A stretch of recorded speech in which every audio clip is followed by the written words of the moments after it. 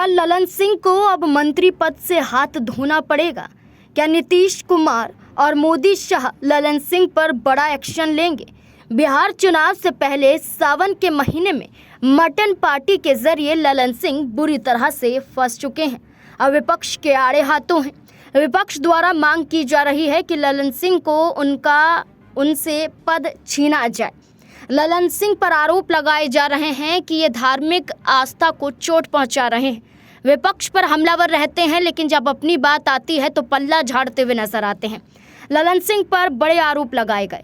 केंद्रीय मंत्री राजीव रंजन उर्फ ललन सिंह की सावन में दी गई पार्टी बड़ा मुद्दा बन गई है।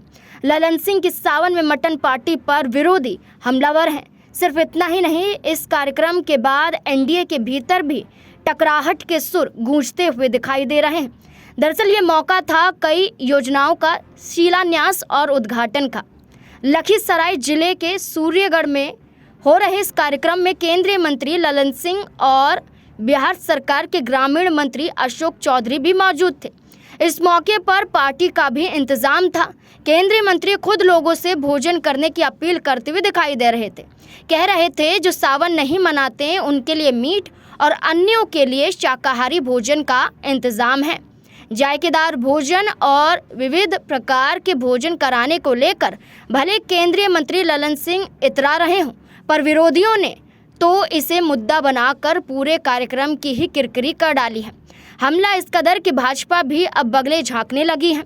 महागठबंधन के नेताओं ने इसे आड़े हाथों ले लिया है।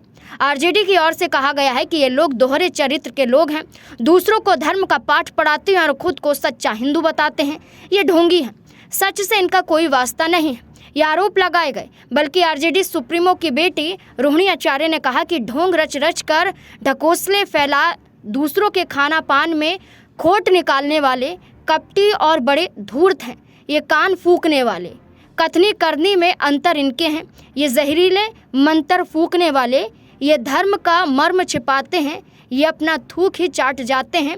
असल में ये दोहरे चरित्र वाले लोग हैं। रोहिणी आचार्य ने बड़ा आरोप ललन सिंह पर लगाया। अब देखना होगा इन आरोपों के बीच में क्या ललन सिंह अपने आप को बचा पाते हैं या फिर नहीं।